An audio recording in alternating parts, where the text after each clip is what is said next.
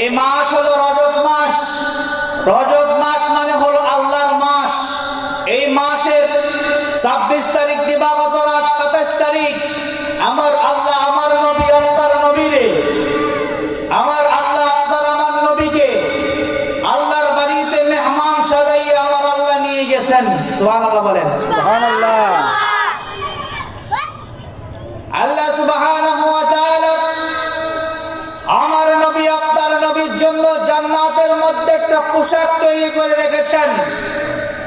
জিবরাইল আলাইহিস সালামকে বললেন, জিবরাইল, জিবরাইল, আমার বন্ধুর জন্য আমি একটা পোশাক বানায় রাখছি, এই পোশাকটা তুমি নিয়ে আসো। জিবরাইল আলাইহিস সালাম পোশাক নেওয়ার জন্য জান্নাতের গেটের মধ্যে গেলেন। জান্নাতের গেটের মধ্যে যাওয়ার পরে জান্নাতের গেটের মধ্যে যিনি দারোয়ান হিসেবে দাঁড়ায় আছেন, যার নাম হলো রিদওয়ান ফেরেশতা। ওই রিদওয়ান ফেরেশতা বলতেছে, ভাই জিবরাইল, আপনি কেন এসেছেন? তো আল্লাহ তাআলা আমাকে পাঠাইছে নবীজির একটা পোশাক আছে, পোশাকটা নেওয়ার জন্য। চিৎকার করে জোরে বলেন সুবহানাল্লাহ।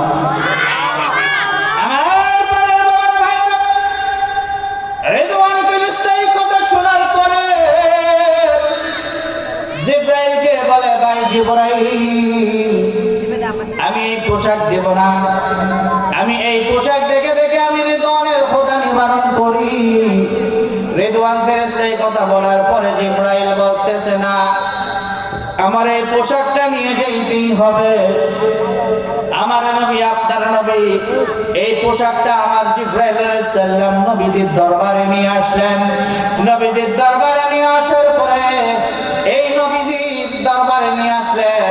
এই পোশাকটা নিয়ে আসার পরে নবীজি উম্মে হানির ঘরে আমার নবী ঘুমায়, উম্মে হানির ঘরে আমার নবী ঘুমায়। কিন্তু জিবরাইল আলাইহিস সালাম একবার মাথা মুবারকের কাছে যায়, আরেকবার পা মুবারকের কাছে আসে। একবার মাথা মুবারকের কাছে যায়, আরেকবার পা মুবারকের কাছে আসে। জিবরাইল চিন্তার মধ্যে পড়ে গেলেন, আমার নবী আপনার নবীকে কেমনে ডাক দিবে? যদি বেয়াদবি হয়ে যায় রে বাজান। জিবরাইল আলাইহিস সালাম আমার নবীর পা মুবারকের তালা মুবারকের মধ্যে জিবরাইলের জিহ্বাটা লাগাই দিলেন। জিহ্বাটা লাগাই দেওয়ার পরে আমার নবী বলতেছে, জিবরাইল, তুমি কেন এসেছো? জিবরাইল বলতেছে, ইয়া রাসূলুল্লাহ, ইয়া হাবিবাল্লাহ, নবী গো, ও মায়ের নবী, দয়ার নবী, আমি এসেছি। আমাকে আমার আল্লাহ পাঠাইছে আপনাকে দুলহা সাজাইয়া, আপনাকে মেহমানদারি, আপনাকে মেহমান সাজাইয়া আল্লাহর বাড়িতে নেওয়ার জন্য আমাকে আমার আল্লাহ পাঠাইছে।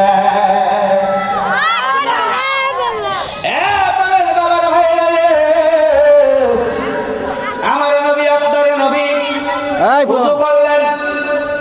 ওযু করার পরে নতুন জামা কাপড় পরাইলেন। নতুন জামা কাপড় পরানোর পরে নতুন জামা কাপড় পরানোর পরে নতুন জামা কাপড় পরানোর পরে বাহনের মধ্যে উঠাইলেন। বাহনের মধ্যে উঠানোর পরে এখান দিয়ে হলো আমার নবী আপনার নবী, আমার নবী আপনার নবী উজু করছেন।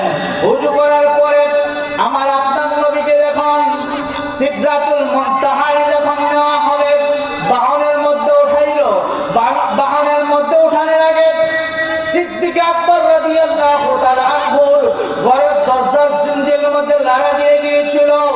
আমার আল্লাহ সুবহানাহু ওয়া তাআলা আমার নবী আপনার নবীরে প্রথম আসমান থেকে দ্বিতীয় আসমান, দ্বিতীয় আসমান থেকে তৃতীয় আসমান, তৃতীয় আসমান থেকে চতুর্থ আসমান, ও আমার পরের বাবার ভাইরা রে, মসজিদে আকসার মধ্যে আমার নবী, মসজিদে আকসার মধ্যে আমার নবী ইমামতি করেছেন।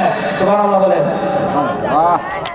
আমার বোনের বাবার ভাইরা, যেই মসজিদের মধ্যে আমার নবী ইমামতি করেছেন, এই মসজিদের মধ্যে 1 লক্ষ মতান্তরে 2,24,000 পয়গাম্বর মুসল্লি ছিল। আদম আলাইহিস সালাম থেকে ঈসা আলাইহিস সালাম পর্যন্ত সব নবী পয়গাম্বর এই মসজিদের মুসল্লি। আমার নবী আপনার নবী, আমার নবী আপনার নবী সামনের কাতারের মধ্যে বসা। আমার আল্লাহ বলতেছে জিবরাইল, ইমাম সাহেবের মুসল্লা খালি কেন? জিবরাইল, ইমাম সাহেবের মুসল্লা খালি কেন? জিবরাইল বলতেছে আপনার হুকুমের অপেক্ষা, আপনার হুকুমের অপেক্ষায়। আমার আল্লাহ বলতেছে আমার বন্ধুরে কো ইমাম সাহেবের মুসল্লার মধ্যে যাইয়া আমার বন্ধুরে কো ইমাম সাহেবের মুসল্লার মধ্যে যাই ইমামতি করার জন্য। জিবরাইল আলাইহিস সালাম বলতেছে ইয়া রাসূলুল্লাহ, ইয়া হাবিবাল্লাহ, নবী গো, ও মায়ের নবী, দয়ার নবী, আপনি ইমাম সাহেবের মুসল্লার মধ্যে যান। আজকে 1,00,000 মতান্তরে 2,24,000 পয়গম্বরদের ইমাম হলেন আপনি, মায়ের নবী, দয়ার নবী। সুবহানাল্লাহ। এই জন্য আমার নবীর একটা উপাধি আছে, ইমামুল মুরসালিন। ঠিক কিনা বলেন? জি। ইমামুল মুরসালিন। ইমামুল মুরসালিন মানে হলো